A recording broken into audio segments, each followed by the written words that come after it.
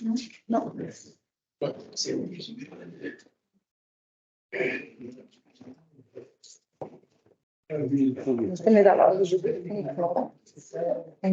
parti plein. Oui, c'est fait. Bonsoir tout le monde. On va commencer la rencontre pour en ce mardi, le 3 octobre. Il est présentement à 19 h. Donc, il y a M. Manuel Bournival qui avait mentionné son absence et Mme Sarah Lamontagne. Et donc, vous avez eu l'ordre du jour. Est-ce que vous avez pris connaissance? Tout vous semblait conforme? Juste préciser, là, à l'heure du jour, là, il y a au point 8.1 où on va faire l'avis de motion pour le règlement 69-2. Ça, c'est le règlement là, pour la bibliothèque. Suite au changement d'horaire et puis aussi à l'abolition des frais là, de repas. Ensuite de ça, il y a aussi au point... je vous en avais pas. Oui, le contrat avec la Société protectrice à Drummondville qu'on pourra signer pour 2 ans. Et puis, après ça, on a aussi l'emprunt de fonds de roulement, là, comme je vous disais, l'achat de la plaque vibrante qu'on a fait là, au cours du mois de juillet là, de 3 711,26 qui sera aussi ajouté. OK. Donc, c'est les modifications qui ont été faites. Donc, est-ce que ça prend quelqu'un pour le proposer? Bonjour. Mélanie, quelqu'un pour appuyer? Non, parfait. Ensuite, le point 3, le procès verbal. Donc, le procès verbal de la séance ordinaire du 12 septembre. Est-ce que vous avez pris connaissance du procès verbal? Tout vous semblait conforme? Ça prendrait quelqu'un pour proposer? M. Richard Gélina. Puis quelqu'un pour appuyer? Patrice. Le point 3.2, le procès verbal de la séance ordinaire, extraordinaire? Oui, extraordinaire du 25 septembre. Donc, ça, c'est en lien avec le contrat de déneigement. Ça prendrait quelqu'un pour le proposer si tout vous semblait conforme. Patrice, puis Mélanie. Ensuite, le point 3.3, le suivi. Je peux te laisser faire le suivi, étant donné que au mois de septembre, il y a eu la fête, la fête familiale où on a souligné là, la part des bénévoles. Et plus de 150 personnes qui ont participé. Alors, je crois que c'était une belle réussite. Merci aux membres du conseil de s'être impliqués pour cet événement-là. Les travaux du trottoir qui se sont complétés là, sur la rue Saint-Jean se sont complétés aujourd'hui. Il y a aussi le raccordement de l'entrée électrique au parc Landry en prévision du branchement là, de la toilette.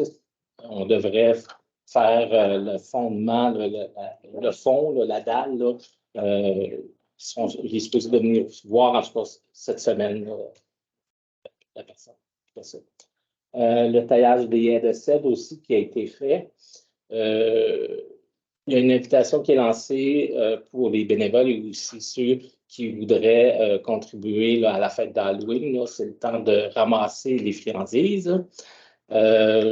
C'est la dernière fin de semaine pour les balades gourmandes.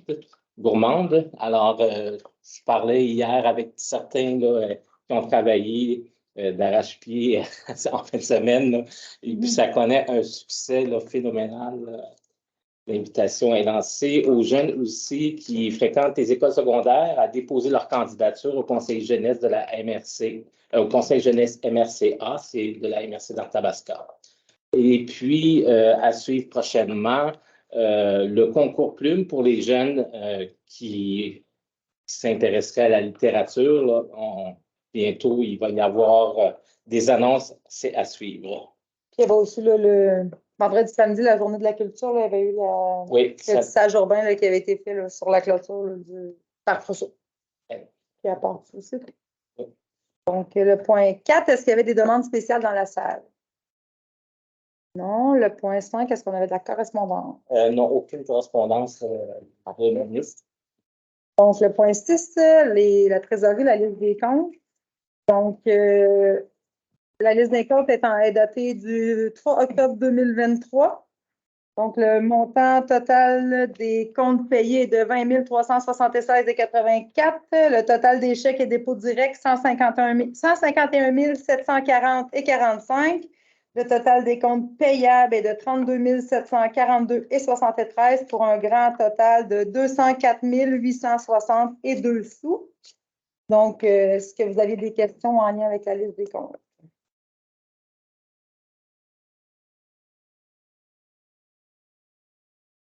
Ça veut dire des questions, Charles? Non, non, non. Non, parfait. Donc, Non. Patrice propose et appuyé par Marlène, vous avez n'importe quel.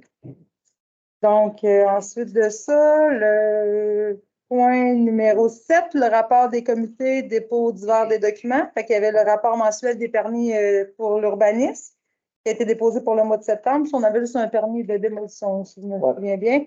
Oui, puis le permis pour la reconstruction va s'émettre bientôt. OK. Le point 7.2, c'est l'état des résultats en date du 31 septembre 2023 là, qui sont déposés. Et le point 8, pour le point 8.1, c'est l'avis de motion là, en lien avec le règlement numéro 69.2. Ça, c'est pour modifier les heures là, de la bibliothèque. En fait, on va augmenter les heures d'ouverture. Va s'ajouter, c'est le mercredi. Le mercredi. Mercredi, en fait, vous allez ouvrir, ça va être ouvert dans l'après-midi, c'est ça? Oui, à partir de 14 heures. Parfait. Donc, le mercredi, les heures vont être modifiées pour être de 14 heures à 20h30. Puis maintenant, là, on ne chargera plus les frais de retard s'il y a des livres qui sont en retard. Fait qu'il n'y aura aucun frais de retard qui va être imposé là, à partir là, du moment où est-ce que le projet de règlement sera adopté. Exact. Donc, ça prendrait, si tout vous semble conforme, ça prendrait. C'est qui va donner l'avis de motion? Mélanie? Ouais.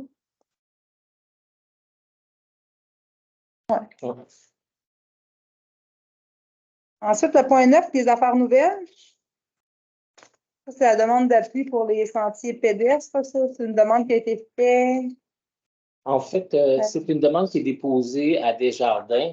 Et puis, c'est Loisa Sainte-Clotilde qui fait la demande. Fait la demande là. Ça va être pour aménager le sentier pédestre qui est en arrière. Oui, c'est ça. Puis aussi, qui pourrait servir là, soit de sentier de raquette ou de ski de fond. OK. Et puis, la subvention, le montant qu'il pourrait recevoir, là, c'est 25 000 Parfait. Donc, ça ne prend pas d'appuyeur. En fait, ça va être adopté à l'unanimité. Ou c'est appuyé? en fait, oui, on peut lui donner un appuyeur. Ça prendrait quelqu'un pour le proposer. Mélanie. Mélanie est appuyée par Patrice. Ensuite, le point 9.2, l'atelier de rencontre au réseau Biblio. À chaque automne, il y a un atelier de rencontre à Trois-Rivières qui se tient au mois d'octobre. Donc, ça va être pour autoriser la dépense pour que mesdames Mélanie Guénet, Marthe Deslay, puis une bénévole qui travaille à la bibliothèque puissent aller là, à l'événement. Les frais d'inscription, c'est 40 et 24 sous là, par participant, plus les frais de déplacement là, qui pourront être réclamés pour le déplacement des personnes qui vont aller à l'activité. Donc, ça prendrait quelqu'un pour proposer si vous êtes d'accord. Oui. Richard, quelqu'un pour appuyer. Marlène. Le remboursement annuel au fonds de roulement. Donc, ça, c'est un montant de 9 719,98 qui est remboursé au fonds de roulement. Ce montant-là, il inclut la somme de 4 100 $ pour le règlement de la coupe de bois. C'est le 9e versement sur 10. Inclut aussi un montant de 3 401,60 pour la réfection du plancher du centre communautaire. C'est le 6e versement de 10. Et le montant de 2 218,44 pour la remorque chauffante. Ça, c'est le 3e versement de 10. Donc, ça ramène le solde du fonds de roulement à un montant de 116 764,94 sous. Donc, si tout vous semble conforme, ça prendrait quelqu'un pour proposer. Mélanie, puis appuyer. Patrice. Ensuite, le renouvellement de contrat de la coordination de la bibliothèque. Ça, c'est le point 9.4. Étant donné là, que Marthe, elle assume le rôle de coordonnatrice de la bibliothèque municipale depuis les 3 dernières années, ça fait juste 3 ans? Ça fait plus longtemps que ça. Depuis les 3 dernières années, étant donné l'augmentation des heures d'ouverture puis l'augmentation du coût de la vie, le montant qu'on va entériner pour payer le contrat, pour le contrat de la coordination de la bibliothèque par Mme Desilets pour l'année 2024 va être un montant de 7 500 $. Donc, ça a été discuté là, avec les heures qui sont faits à la bibliothèque. Donc, on trouve ça juste de le monter au montant de 7 500 $. Le montant de l'année passée était de 3 820 $. Donc, si vous êtes d'accord, ça prendrait quelqu'un pour proposer. Posé. Richard et Mélanie. Le point 9.5, c'est une inscription aux formations automne 2023 qui sont offertes par les Fleurons du Québec, étant donné qu'on va renouveler notre contrat avec les Fleurons. Il va y avoir une visite l'année prochaine là, par les Fleurons pour la municipalité pour nous évaluer. Et Marlène a choisi là, de suivre les formations agriculture urbaine au cœur de la modélisation, puis aménagement éco-responsable. Donc, c'est 2 formations au coût de 75 $, taxes en sous chacune. Ça prendrait quelqu'un pour proposer si vous êtes d'accord. Mélanie, et appuyée par Patrice. Okay. Le point 9.6, la fermeture du bureau municipal pour la période des fêtes. Donc, il est entendu que le bureau municipal sera fermé du jeudi 21 décembre au 5 janvier, le vendredi 5 janvier 2024 inclusivement. Donc, comme à l'habitude, c'est certain là, que le répondeur est là quand il y a des messages, le téléphone d'urgence, s'il y a quelque chose, on est rejoignable, puis il y a des gens qui vont rentrer quand même pendant cette période-là, puis on prend les messages. Donc, du jeudi 21 décembre au 5 janvier inclusivement. Oui, c'est pour ça que Oui, exactement. Donc, ça prendrait quelqu'un pour proposer? Marlène et Richard. Le point 9.7, la contribution municipale 2024 à la SPAD. Antérieurement, nous étions avec la SPAA. Par contre, là, on trouvait que parfois le service était moindre, donc on a vérifié du côté de Drummondville, voir qu'est-ce qui pouvait nous être offert. Donc, le contrat est un montant pour l'année 2024 de 3,51 $ par habitant.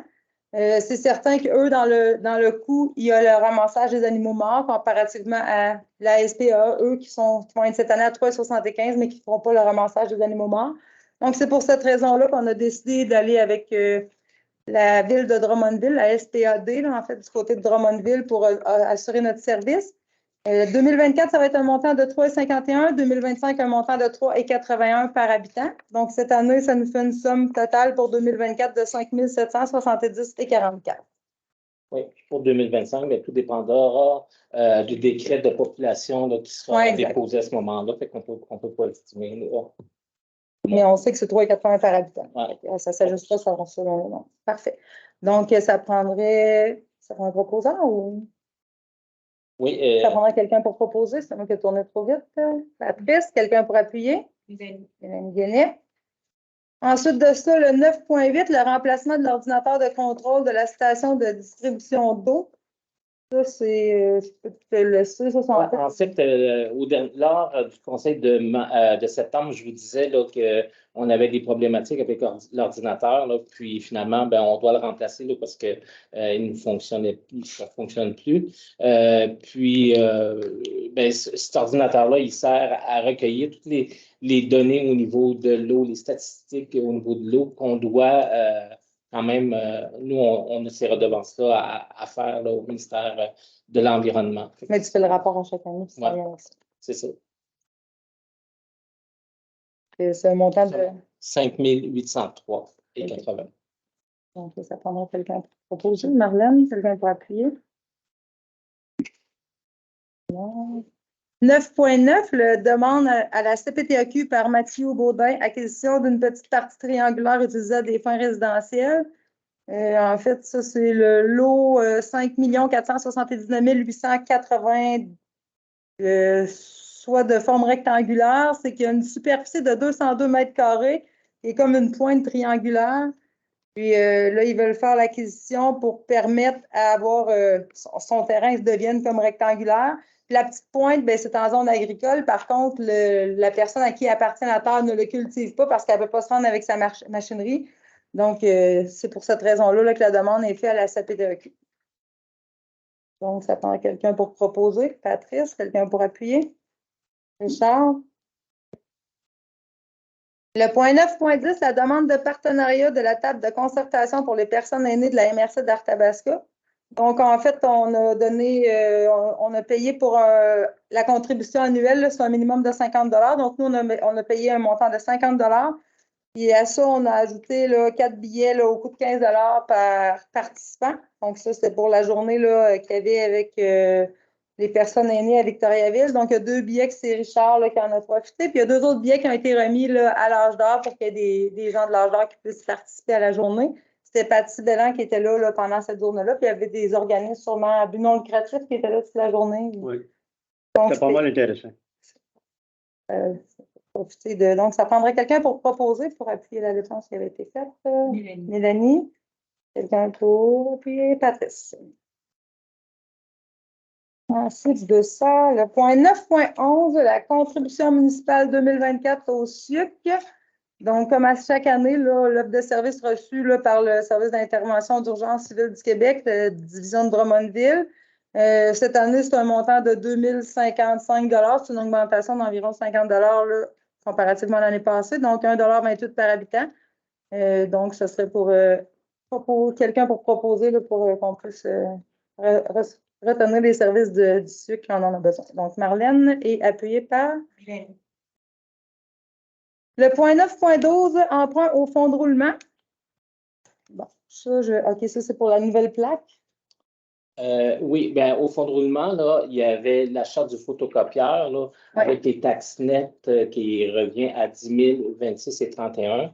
Ensuite de ça, il y avait la plaque vibrante qu'on a achetée pour les travaux publics là, de 3 711,26. Encore là, c'est taxe nette. Et puis, la déchiqueteuse qu'on a achetée pour le bureau de 621,41, ce qui fait un total de 14 300. Hein? C'est parce que 2 fois. Oui. Non, mais c'est parce que vous avez une erreur sur votre feuille. Oui, corrigée. Elle est corrigée ici. Là, puis ça fait, ce qui fait un total de 14 358,98. Pour 5 ans. Pour 5 ans, oui. Donc, ça prendrait quelqu'un pour le proposer. Patrice, quelqu'un pour appuyer? Mélanie? Donc, ça va être... là, tu vas renvoyer tout de suite un virement cette année. Fait qu'on commence cette année en 2023. C'est-à-dire qu'on va commencer à payer l'an prochain. 2024. En 2024. Dans le fond de roulement. 2028. C'est bon. C'est juste ça. OK. Ensuite, le 9.13, c'était l'autorisation de dépôt de la programmation numéro 9 à la TEC. Ça, c'est pour remplacer. C'est pour payer finalement l'ordinateur qu'on a remplacé à la station de distribution. Parfait. Donc, ça, c'est un montant avec taxe de 6 093,27. Si des fois, vous remarquez qu'il n'est pas pareil, c'est parce que la résolution antérieure, c'est avant les taxes. Donc, ça prendrait quelqu'un pour proposer. Patrice, quelqu'un pour appuyer? Richard. Si ce n'est pas accepté à la TEC, à ce moment-là, tu peux le mettre au fond de roulement. Au fond de roulement. C'est bon. OK. Donc, le point 10, la période de questions. Est-ce que vous avez des questions? Oui, Émile. 1012, c'est cours technologique. 1507, 92. Ça, il s'agit là, du conseil sans papier. Alors, on devait donner 50 au début du projet. Puis, c'est ça, le conseil sans papier, c'est qu'il était adopté là, qu'on va mettre en place là, un outil pour faire la gestion du conseil. Puis, on n'aura plus ces papiers-là. On va avoir des tablettes ou des ordinateurs. En fait, qu'est-ce qu'il y a? Oui, c'était nos ordinateurs personnels. Parce que ce qui arrive, c'est que ça va être une base de données. Fait qu'au fur et à mesure, c'est parce qu'il fait le procès verbal, il modifie, puis il envoie une autre copie, il envoie une autre copie. Tandis que là, ça va être vraiment tout géré là, dans une base de données. Fait que ça va se mettre au niveau à jour au fur et à mesure qu'il y a des modifications qui sont faites. Là. Donc, on est tout le temps avec la dernière version. Ça, en fait, c'est une subvention qu'on avait eue là, dans la subvention COVID là, pour qu'on puisse nous équiper électroniquement. Donc, nous, on l'a pas mis en place en 2020. On a voulu, là, mais là, c'est là, en 2023 là, que ça va être fait pour commencer au mois de janvier, possiblement, là, si tout va bien. Là. Donc, est-ce qu'il y avait d'autres questions? Oui, Denis. j'ai peut-être manqué une coupe d'assemblée, mais à la MRC, ils nous ont donné des nouvelles pour l'ancien boulanger. En fait, lors du conseil du mois de septembre, on a reçu la conformité, puis finalement, parce que pour que le règlement soit en vigueur, il faut que la MRC donne sa conformité. Alors, on a reçu le 26 septembre à peu près la conformité. On l'a passé, nous, au dernier conseil de la MRC, là, en fait, comme quoi c'était conforme, c'était accepté pour le PPCMO qui a été déposé. Là, on peut commencer des procédures là, avec M. Desbiens. Après tout ce temps. Ouais. Est-ce qu'il y avait d'autres questions? Est-ce qu'il y avait d'autres questions dans la salle? Non? Parfait. Donc, la prochaine séance va être le mardi 7 novembre à 19h. Donc, on va faire la levée de l'Assemblée. Il est présentement 19h21. Mon Dieu, hein? Hein? Vous allez pouvoir aller écouter le hockey. Je sais pas, moi, je dis ça comme ça. Là.